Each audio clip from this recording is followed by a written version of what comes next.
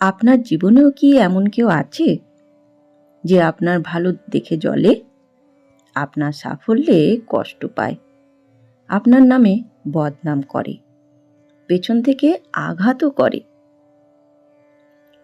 আপনি কি কখনো ভেবেছেন কেন কিছু মানুষ আপনার বিরুদ্ধে দাঁড়ায় অথচ আপনি কিছুই করেন না? আর যদি বলি কোনো তন্ত্রমন্ত্র নয়, কোনো বিশেষ যজ্ঞ পূজা উপায় তাও কিন্তু নয়, কেবলমাত্র একটি কাজ করলেই আপনার শত্রুই একদিন আপনার সামনে মাথা নত করবে।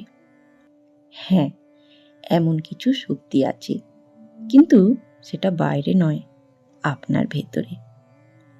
আজ আমরা জানব ঠাকুর শ্রী রামকৃষ্ণ দেব এবং মা সারদা দেবীর সেই শিক্ষা যা মানুষকে শত্রুর ভয় থেকে মুক্ত করে, এমনকি শত্রুর মনও বদলে দেয়।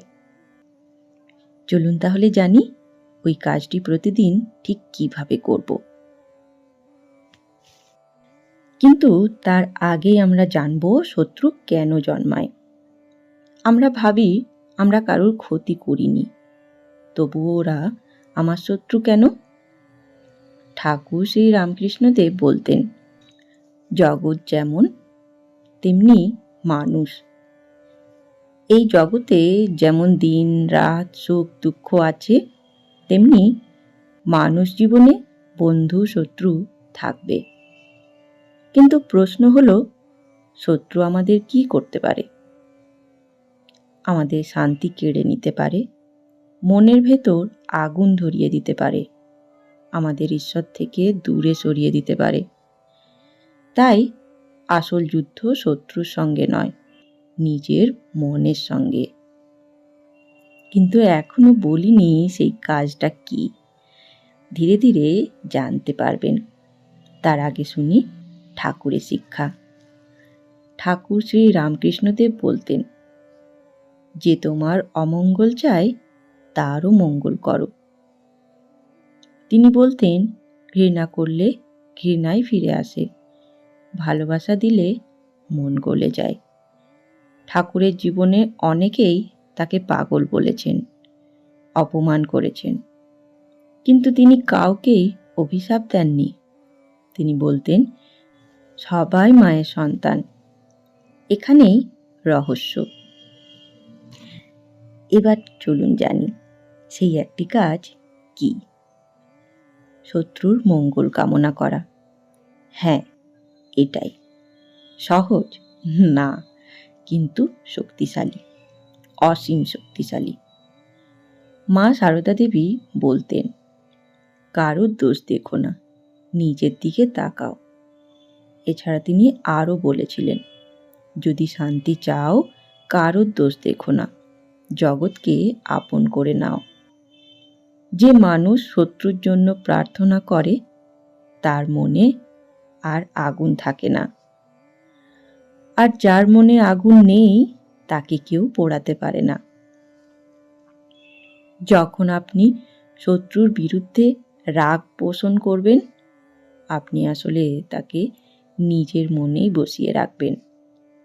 সে তখন আপনার শান্তি খেয়ে ফেলবে।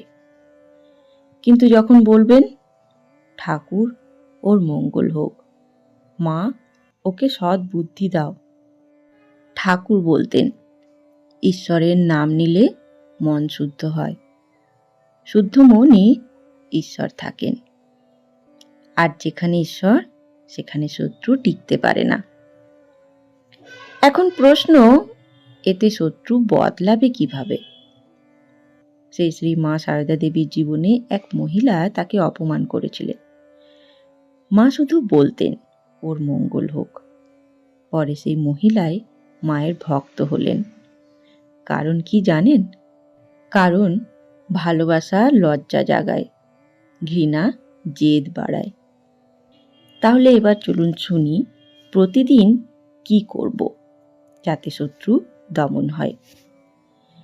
প্রতিদিন রাতে শোবার আগে বলুন, ঠাকুর মা, যারা আমাকে কষ্ট দিয়েছে তাদের ক্ষমা করবেন, তাদের মঙ্গল হোক, তাদের চিত্ত শুদ্ধ হোক, এই প্রার্থনা 21 দিন করুন। দেখবেন আপনার মন বদলাবে, শত্রুর শক্তি কমে যাবে, আপনার ভেতরে এক অদ্ভুত শক্তি আসবে।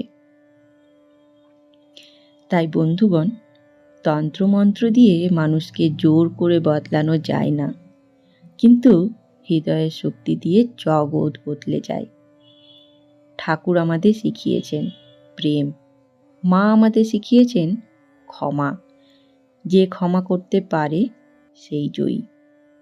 চলুন তাহলে আজ থেকেই শুরু করি, দেখবেন আপনার শত্রুই একদিন আপন হয়ে যাবে। বন্ধুগণ, এবার আপনার কাছে আমার কিছু প্রশ্ন। আপনার জীবনে কি এমন কেউ আছে যার কথা মনে পড়লেই মনটা ভারী হয়ে যায়? কখনো কি এমন হয়েছে আপনি ভালো করতে চেয়েছেন কিন্তু উল্টে অপমান পেয়েছেন? কমেন্টে জানাতে ভুলবেন না। আমি অপেক্ষায় থাকব। ধন্যবাদ। ভালো থাকবেন। জয় ঠাকুর, জয় মা, জয় স্বামীজি।